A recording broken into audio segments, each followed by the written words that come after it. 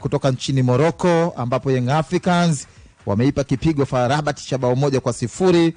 Uko ni mchezo wa kwanza wa kundi B uliopigwa uwanja wa New Amaan Complex visiwani Zanzibar. Bao pekee la ushindi la Young Africans likiwekwa kambani na mshambuliaji wake Prince Dube, ikiwa ni dakika ya 59 ya mchezo huo. Mara baada ya mchezo kumalizika, rais wa Young Africans Engineer Hersi Said amesema ushindi huo una tafsiri nzuri zaidi juu ya safari yao kuelekea hatua ya robo finali ya ligi ya mabingwa Afrika, lakini pia akisisitiza ya kwamba unawapa hali ya kujiamini katika muendelezo wa kufanya vizuri katika michuano hiyo mikubwa kabisa ya vilabu barani Afrika.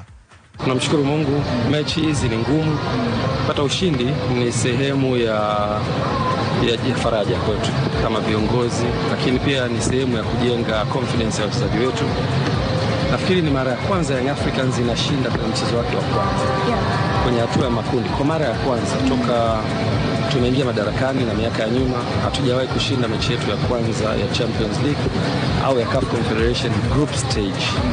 Kwa hiyo ni historia kwetu. Namshukuru Mwenyezi Mungu na tupata points 3 against a very tough opponent. Kwa hivyo tumeanza vizuri na Mungu atubariki. Tunakwenda Algeria kwa ajili ya mchezo wetu wiki ijayo.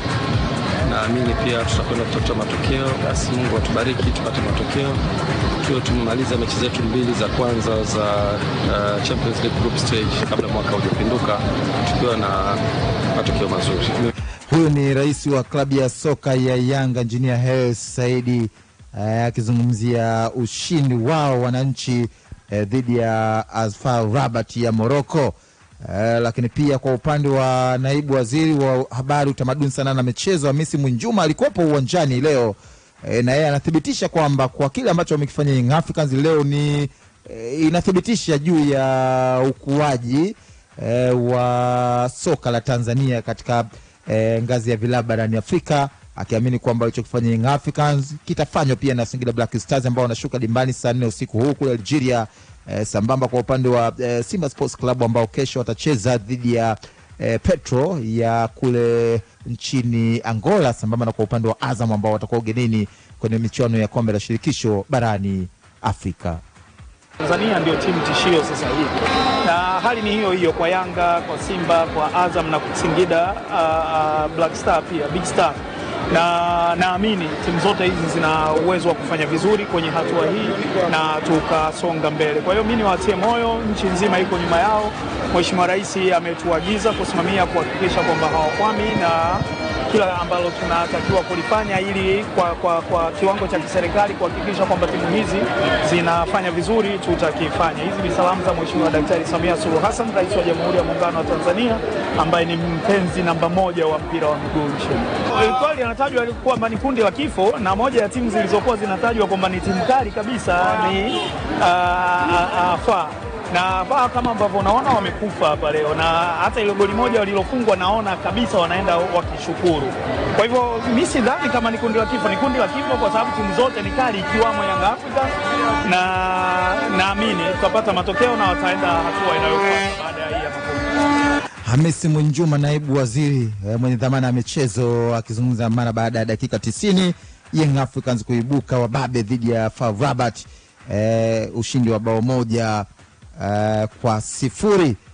Bwana, Young Africans wanaibuka na ushindi wa bao 1-0 kwenye mchezo ambao mapema kabla ya mchezo wenyewe kwa asilimia kubwa Young Africans walikuwa pili nafasi hata kupata sare katika mchezo huu. Lakini kuelekea mchezo huu discussion kubwa ilikuwa ni namna ipi Young Africans inaweza kuonyesha mabadiliko makubwa ya kiuchezaji. Inawezekana ni binafsi David Kampista nimeiona Yanga bora zaidi tangu kuanza msimu huu 2025-26 au na mimi pia nimeona hivyo. Labda inawezekana nini kwa mtazamo wangu. Inawezekana hii ni super performance ya Young Africans tangu kuanza msimu wa 25-26, ama inawezekana macho yangu na fikra zangu zinakudanganya. Nimejiongopea mwenyewe. Uko sahihi. For me nakubali moja kwa moja kwamba tumeitazama Yanga ambayo imeperform vema kwa mara ya kwanza msimu huu, na ukiutazama mchezo ukakumbuka idara ya ulinzi, hawezi ukakumbuka makosa mengi sana ambayo yaliweza kuizuru Young Africans. Ukitazama idara ya kiungo ukumbuki vitu ambavyo havikufanyika kwa usahihi bila ya mpira na timu ikiwa na mpira. Ukitazama pia idara ya ushambuliaji leo hauoni mahali ambapo pengine wangeweza kufanya zaidi walichofanya, kwa maana kwamba amekurejeshia performance bora. And speaking of which, idara ya ushambuliaji ambayo imekuwa kwenye maswali mengi, sasa hiyo ni ushahidi kwamba performance ya leo ilikuwa ni bora. Mtu ambaye watu wengi walikuwa wanamtazama kama ambaye hapaswi hata kukaa benchi la Yanga kwa hivi sasa, Prince Dube amescore. Kwa that tells you kwamba leo palikuwa pana tofauti mkubwa sana wa performance kwa Yanga. Na ukija kwenye details, for me ni rahisi sana kuweza kuspot hiyo tofauti ya performance na kuitaja performance ya leo kama bora zaidi. Cha kwanza wasikilizaji wanapaswa kufahamu mimi ni shabiki mkubwa sana wa 433. Ni leo utasema wewe ni shabiki mkubwa wa Young Africans. Kama Mtanzania ni shabiki wa timu zote. Ulinishtua kidogo. Kwa mara ya kwanza leo ninathibitisha mimi kama Justin Marusi shabiki mkubwa wa Young Africans ambayo inacheza vizuri. Kaka wewe. Chambua kaka. I'm a big fan of 433 kwenye mifumo yote iliyokuwa duniani ya kimpira. How? Mimi And why? How? Kwa sababu ni mfumo ambao ndio most flexible. Kwa maana kwamba unaweza kukupa maumbile tofauti ya kujilinda na kushambulia kwa idadi sahihi, lakini pia ni mfumo ambao ni unpredictable sana, kwa sababu like I said unakupa nafasi ya coverload maeneo kirahisi sana, kupata ule extra man kwenye kila mstari wa ulinzi, whether ukiwa na mpira ama kwenye kila mstari niseme, kwa maana kwamba ukiwa na mpira ama usipokuwa na mpira. Kwa nini nasema hivyo? Leo Young Africans walitumia mfumo huu, na obviously kama amekuja kocha Pedro, that's his system. Yes. Tuliona akijaribu kuanza kutumia kwenye games zidi ya KMC and some things vilibadilika, and tulikuja tukazungumza hapa, nakumbuka ile siku. Lakini leo hii pia you could see ile graph inazidi kupanda taratibu, wachezaji wana buy in kwenye kile mwalimu anataka kusema. AS FAR Rabat walikuwa wanazuia na 442. Yes. Which means walinzi wa 4 juu, walinzi wawili juu kwenye mstari wa kwanza, walinzi wa 4 kwenye mstari wa katikati, na walinzi wa 4 kwenye mstari wa chini wa kwanza. Wa mwisho, sorry. Young Africans walikuwa wanajenga mashambulizi na almost kama back 3, lakini wazo la kwanza lilikuwa ni kujenga na center backs, na goalkeeper anasogea kuongeza idadi kama inverted center back, lakini pia solo pivot kwa maana ya Duka Buya, halafu fubaki wanaruhusiwa kusogea juu, ama mmoja wapo ambaye upande wake mpira upo kwa maana ya both side anakuwa anaruhusiwa kubakia chini kuweza kuireceive team, lakini yule ambaye upande wake hausiki na mpira anaruhusiwa kupanda juu. Ndio maana tukao tunaona kuna nyakati labda mpira ukiwa upande wa kushoto wakati Yanga wanajenga mashambulizi kutoka kwenye phase ya kwanza, unamwona Mohamed Hussein anabakia chini. Yes. Na kama anaungana na Baka pamoja na Job kuleta back 3 fulani, alafu Kome pia anasogea deep na yeye chini kuweza kupokea mipira kwenye ule upande wa kushoto ama kuleta balance, kwa maana kulishafu space ambayo inaachwa na Mohamed Hussein badala ya kusogea juu. Lakini pia upande opposite unaona namna ambavyo Iza Mwenda alikuwa anasogea juu zaidi. Na matokeo yake ni kwamba anampush juu pia Celestine Ekwa, which means katika nafasi ya kulishafu space pia Dube naye anapush upande mwingine wa juu zaidi. Kwa hiyo ile balance inaendelea kupatikana. Lakini kitu sahihi kitu ambacho nataka kukileta watu waelewe ni kwamba ni formation ambayo inakupa nafasi ya kuwa na overloads karibu kwenye kila eneo, kwa maana kwamba ile sheria ya tiktaka ama ya tuseme tu ile position of football kijumla yake, sheria mama ya kwamba the +1 rule, kwamba lazima pawe pana mchezaji mmoja wa ziada kwenye space, extra man mchezaji huru, the third man. Niko sawa kaka, huko vizuri. Leo tulikuwa tunaiona ikimanifest kwenye kila ambacho Yanga alikuwa anakifanya.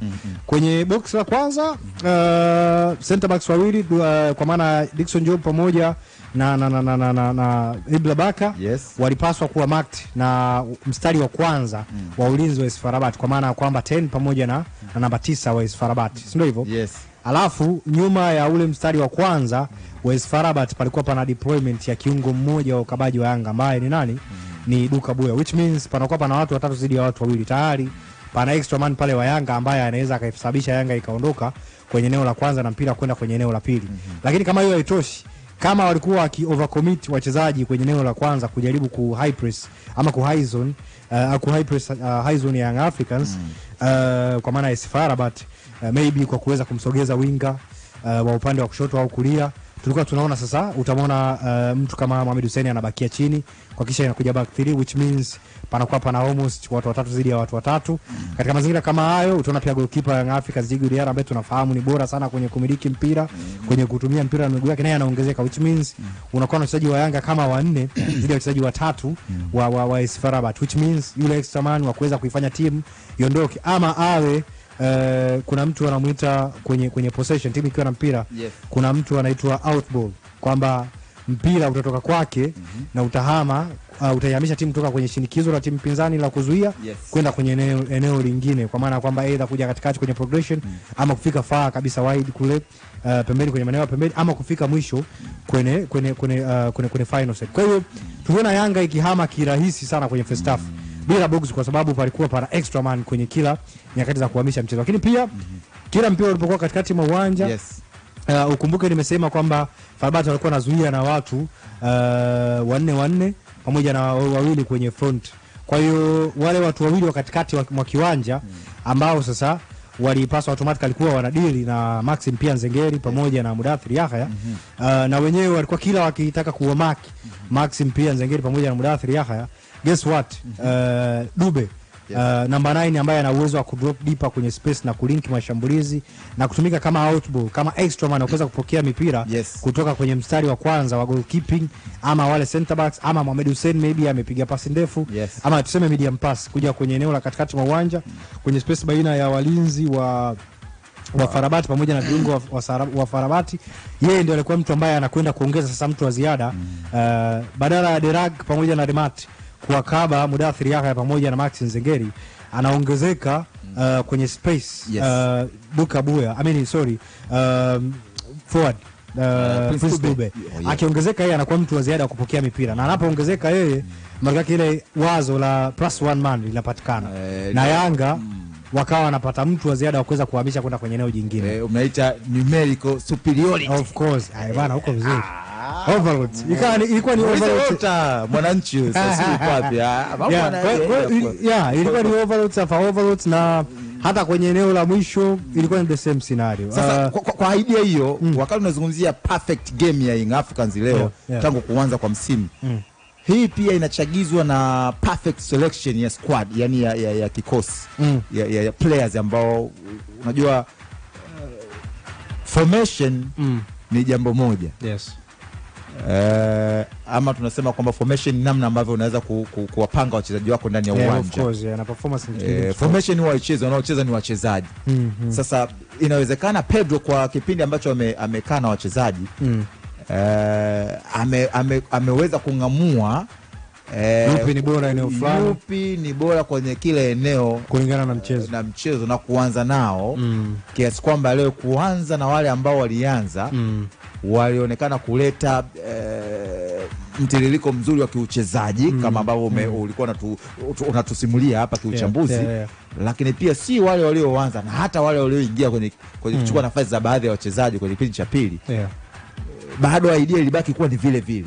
Kwa hiyo kocha bora pia wanaonekana kwenye namna ambavyo anaweza kufanya ufundi kulingana na mchezo, of course. Uteuzi wa wachezaji kuanza wanaoanza kwenye kikosi cha kwanza, lakini pia anavyoweza kubadilisha wachezaji ambao wanakuwa nje wanakuja kuingia kutekeleza majukumu ya kiufundi ambao amewaelekeza kwenye uwanja wa mazoezi. Swali zuri sana Kampisa, swali zuri sana. Na kabla sijarejea naomba niruhusu nikizungumzie kitu kimoja kutoka kwenye swali la kwanza ili ndugu zetu wasikilizaji wapate nyama halisi. Sahihi. Tulikuwa tunazungumza concept ya overload hapo. Moja kati ya vitu ambavyo nimevipenda sana Young Africans leo hii wamekifanya, na especially kwenye ile concept ya kuongeza mtu mmoja wa ziada kwenye kila eneo. Nilikuwa nazungumza 442 kama mfumo wa kukaba wa FAR Rabat leo hii, which means kwenye maeneo ya pembeni wanakuwa na fullback pamoja na winger, sio hivyo? Leo katika eneo ambalo Yanga wamefanya vizuri zaidi kwenye mchezo ni maeneo ya pembeni. Namna ambavyo palikuwa pana watu watatu wale, kwa sababu 433 inakupa watu watatu kwenye maeneo ya pembeni. Fullback, kiungo wa kushambulia pamoja na winger. Leo hii wale watu watatu namna ambavyo walikuwa na combine zile counter movements wakiwa na mpira wanapokuwa nao, namna ya kusupport play ili mshambuliaji ama mtu ambaye anapaswa kupokea mpira upate, namna ya kuweza kuisolate wale wing forwards kwa maana ya Celestine kuwa pamoja na Pacome Zouzoua zidi ya Tokanero fullback wa kushoto na Anas Bash fullback wa kulia wa AS FAR Rabat, ilikuwa perfection na kufanikiwa kuyadominate hayo maeneo pembeni ilikuwa ni kitu ambacho kilifanya Yanga leo wawe bora kwenye mchezo. Lakini pia hata wasipokuwa na mpira leo hii watu hawatazungumza sana, lakini Isla Mwenda pamoja na Mohamed Hussein kuwanyima uhusika kwenye mchezo, Reda Slim pamoja na Hamduni upande wa kulia, lazima uzungumze na kuwapa sifa yao. Na hata kati mwa uwanja pia I liked kile kitu ambacho alikifanya bila mpira Duka Buya, yani cover space kubwa sana leo hii na walikuwa perfect sana. Kwa hiyo kwa nyuma yake ndio hivyo, lakini kirejea kwenye swali lako ambalo umenipatia hivi sasa, uko sahihi kwa maana ya kwamba kocha bora ni yule ambaye anangamua ni ufundi gani autumie kulingana na mchezo. Sio kila mchezo utalingana na mahitaji ya kiufundi. Na leo hii kwa mfano kwenye game yake zidi ya KMC ambayo ilikuwa ni game nafikiri unaweza kusema ya kwanza ambayo tulianza kuona manifestation ya 4-3-3, solo pivot ama niseme mid 3 ya kingo mmoja mwenye asili ya kukaba kwa maana Duka Buya ambaye ana cover space kubwa sana kiwanjani kwa maana wakati wa kuzuia, alafu juu yake panakuwa pana watu wawili wana screen kwa maana ya Maxim pia Nzengeli pamoja na Momo Dumbia kwenye mechi ya KMC. Lakini tunafahamu Momo Dumbia bado hayuko kwenye fitness sahihi kuzuia, na mahitaji ya mchezo wale walikuwa anahitaji mtu ambaye anakupa nishati sahihi wakati ukiwa na mpira na usipokuwa nao, how to defend and how to attack na when to pass the ball kwa wakati sahihi na muda sahihi kwa watu sahihi kwenye space sahihi. Kwa hiyo katika hilo who else ama who better to do that kwenye Costa Yanga kumliko Mudathir Yahya, kumliko Maxim pia Nzengeli. Kwa hiyo alichokifanya leo hii ni kuanzisha Mudathir pamoja na Maxim pia Nzengeli badala ya Momo Dumbia, which means ali sacrifice ubunifu mkubwa wa Momo Dumbia timu ikiwa na mpira, lakini usipokuwa nao ni kama ana fall behind, anakuwa abiria kiwanjani kwa kameta Mudathir Yahya ambaye of course ndio alitoa pasi ya bonge la pasi pate pasi alipopiga pasi kwa Dube akamkimbilia akaenda kwa engineer jukwaa. Bwana umeona ngoma hiyo, inawezekana alikuwa amebeti wale mara vile unatoa pasi ya kwa mchezo, lakini ile ilikuwa ni kitu kizuri sana na katika kuonyesha kwamba ni kocha ambaye alingamua kitu gani ni bora kwa ufundi kwa siku ya leo kwa Young Africans zidi ya AS FAR Rabat, akimaanisha kwamba amefanya mambo kizuri zidi yao, kwamba ni mtu gani atafaa kuzuia vision pamoja na unyumburifu kwenye mpira wa mchezaji bora wa CHAN 2024 Mohamed Rabi Rimat wa AS FAR Rabat pamoja na mwenzie Zine Derag kwenye eneo la kiungo cha chini cha AS FAR Rabat. Alipomtoa Mudathiri baada ya kuona injini yake inaanza kushuka, akamuingiza mtu ambaye anashadiana kimanufaa ama kimchezo, kiprofile ya mchezo na Mudathiri haya, akamuingiza Racine Kouma badala ya Momo Dumbia kama ambavyo ungeweza kutarajia, which means alikuwa anafahamu hii game concept ya kwanza ambayo imetufanya so far tuendelee kuwa kwenye hii game tunaongoza ama hatuongozi ama tupo bado kwenye piece sahihi, bado tupo kwenye manufaa kwenye huu mchezo, kwenye positive news, ni kwa sababu kila mtu anakaba kwa usahihi, kila mtu anashambulia kwa usahihi ikihitajika na anazuia kwa usahihi ikihitajika. So I need to bring in somebody ambaye ananipa balance hiyo pia. Momo Dumbia anakupa ubunifu mzuri na kushambulia, lakini without the ball ni defensive mechanism, ni mtu ambaye sio mzuri kuzuia. So kumleta Racine Kouma unapata ile height yake kuzuia mipira ya juu, unapata steps zake kubwa, hatua zake kubwa, kucover ground kubwa, which means unamuongezea abu ya mtu wa kumsaidia kuzuia zidi ya zile penetration passes za Rimat na Derag, and of course hata mikimbio ya hatari wide ya Hamdun El Fakhri na